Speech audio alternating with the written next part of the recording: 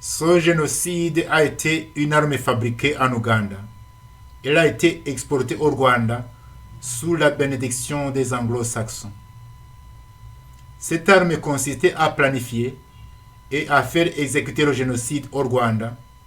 Ensuite, pour en faire porter la responsabilité au président qu'on venait de tuer, à ses militaires et à tous les Hutus en général.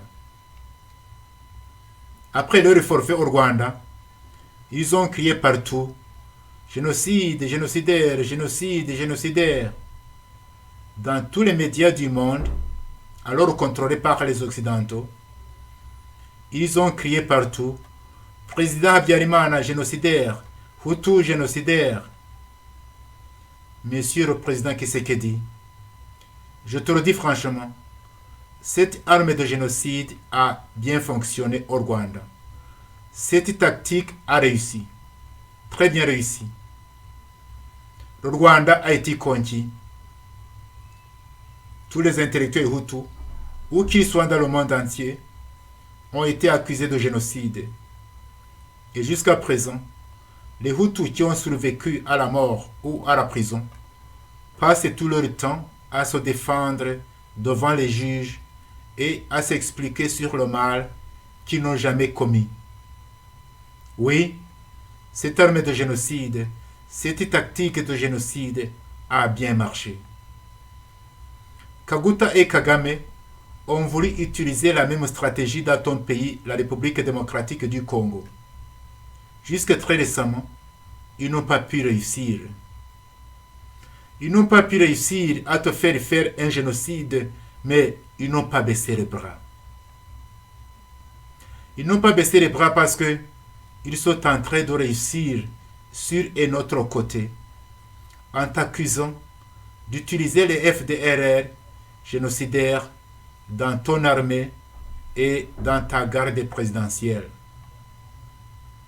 Je dis qu'ils sont en train de réussir parce que j'ai vu qu'ils t'obligent de te défendre, de t'expliquer sur un mal qui n'en est pas un.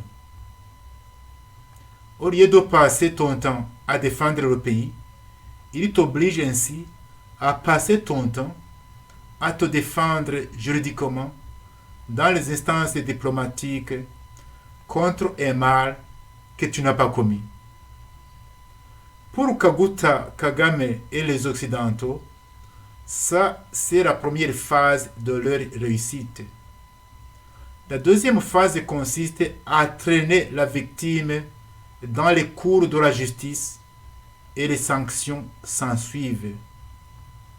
C'est ce qu'ils ont fait au Rwanda et ils ont réussi. Mais moi, je te dis que ces combattants, FDLR, FLN et autres, qui combattent le régime de Kagame, il ne faut pas les considérer ou les appeler des forces négatives. Ce ne sont pas des génocidaires. Sinon, on tombe dans le même piège propagandiste de Kagame, Kaguta et leurs sponsors. Ce ne sont pas des forces négatives. Ce ne sont pas des génocidaires. Ce sont les combattants de la liberté pour leur survie et la survie des leurs. Ce serait une erreur de ta part de ne pas les aider. Peu importe ce qu'en diraient Kagame et les Occidentaux.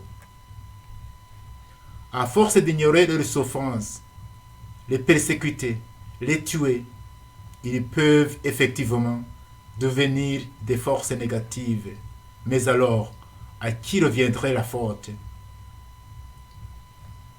Pour gagner cette guerre, tes militaires et les politiciens congolais, y compris ceux de l'opposition, doivent impérativement étudier, connaître et bien comprendre l'origine du génocide au Rwanda, leurs planificateurs et les stratégies utilisées par Kagame depuis la guerre d'octobre 1990 ou même un peu avant pour aboutir à ce génocide.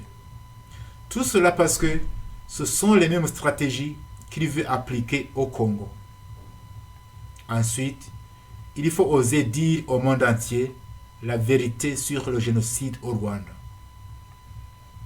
Il y a des preuves suffisamment documentées qui montrent que Kagame et Museveni sont les planificateurs du génocide au Rwanda.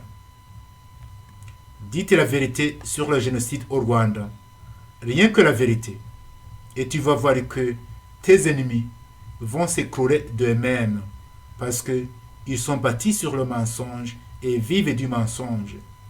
Donc la vérité à elle seule est une arme efficace contre eux. Une autre chose, tu dois clarifier ces relations ambiguës avec Museveni d'Ouganda. Nous connaissons qui est Museveni dans cette tragédie congolaise. Maintenir de telles relations ambiguës derrière le rideau de la diplomatie peut porter préjudice à ton intégrité morale devant les observateurs questionnant sur ta bonne foi dans cette guerre. Ensuite et enfin, tant que ce régime de Kagame sera là, cette guerre ne peut pas se gagner d'une façon définitive sur le sol congolais, mais sur le sol rwandais, que ça déplaise aux Américains ou non. Chasser du pouvoir ce régime de Kigali, ce n'est pas seulement un cadeau aux Rwandais, c'est d'abord ton devoir moral, militaire et stratégique.